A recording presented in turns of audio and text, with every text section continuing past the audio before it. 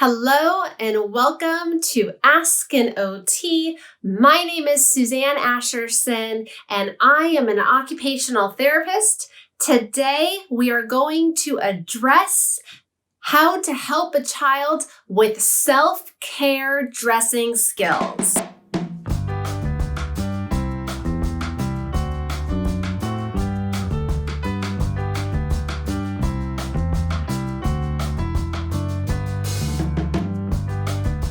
We recently received a question asking for help with self-dressing skills. The question reads, when do kids learn to dress themselves?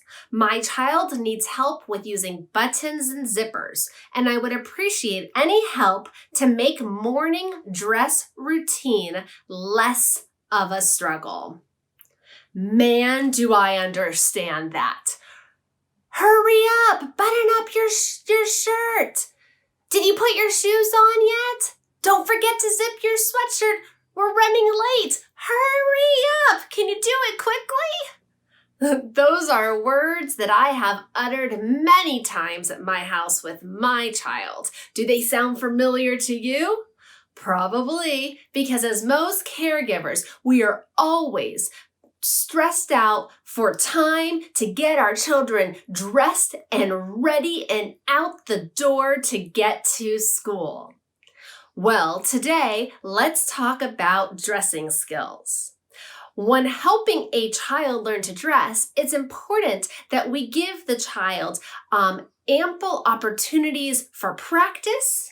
We give them helpful instruction and tips, and we have appropriate expectations.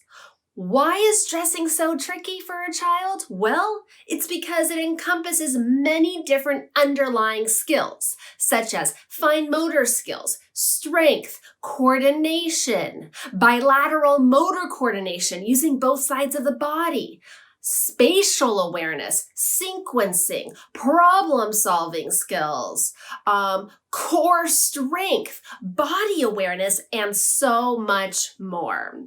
It takes many years for a child to master the skill of getting dressed on their own.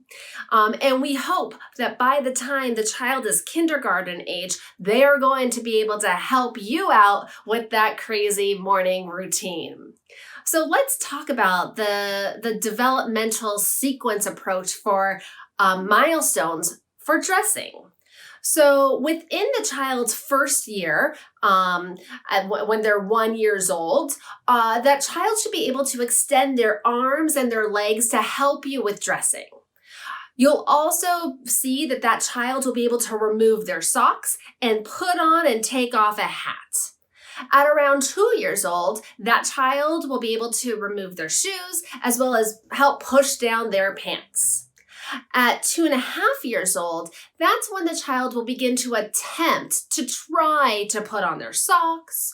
They'll try to unbutton a large button, and they'll be able to put on and take off easy clothing like jackets. At around 3 years old, that child will be able to put on a t-shirt, they'll put on their shoes, but most likely on the wrong feet. They'll try to put on their socks, but without orientation for the correct heel location. A 3-year-old should be able to pull down simple clothing, button large buttons, and when that zipper is connected at the bottom, they should be able to zip up and zip down. At about 3.5 years old, that's when that child can zip up and zip down and separate that zipper when unzipping. They should be able to button about 3 to 4 buttons, unbuckle a belt with practice, and be able to find the front of their clothes. At around 4 years old, a child should be able to zip on their own and unzip on their own, getting the connector in place, put their socks on independently, put on and remove their own t-shirts. At about 5 years old, when that child's ready for kindergarten, that's when we hope that, for the most part, that child is going to be able to be dressing themselves independently. Of course, if you're giving tricky fasteners, that will make it harder. And at around 6 years old or even later, that's when shoelace tying will begin, as well as using trickier fasteners. So let's talk about Suzanne's OT tips to help a child with self-dressing. First of all, it's really important that you give that child ample time to practice. So in my house, that does not mean that we try practicing to get dressed during that hurry up, crazy morning routine, but rather we try later on in the day when we're not in as much of a rush. Another great tip is to teach the last step first. So if you're helping a child to put on their shirt, allow that child to pull their shirt down under their belly so that at the very end, that child can exclaim, "I did it," right? And that's building up their self-esteem and "I can do it" mentality for self-dressing. When it's time for the child to put on their underwear or their pants, sitting down is always going to be easier than standing up because you're not working on balancing. When it's time to help a child to put their clothing on the correct way, have them locate the tag of the clothing. And with that tag, put it down face down first, and that will help the child to be able to get dressed with their clothing facing the right way. Now, when it comes to helping a child with things like socks, have the child put their fingers through the sock first, and they're going to put their thumbs up and then put their fingers in, and they're going to scrunch their socks and then put their foot inside.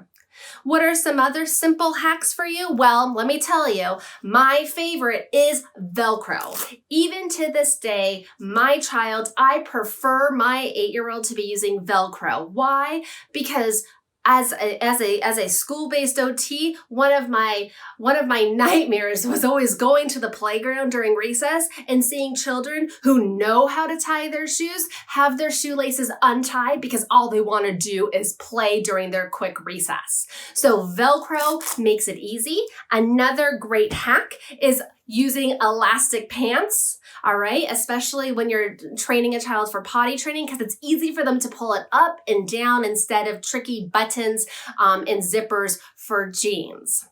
Mat Man, he's one of my absolute favorites. Why do I love Mat Man so much? Well, besides the child being able to learn about body parts and positions, we can dress Mat Man.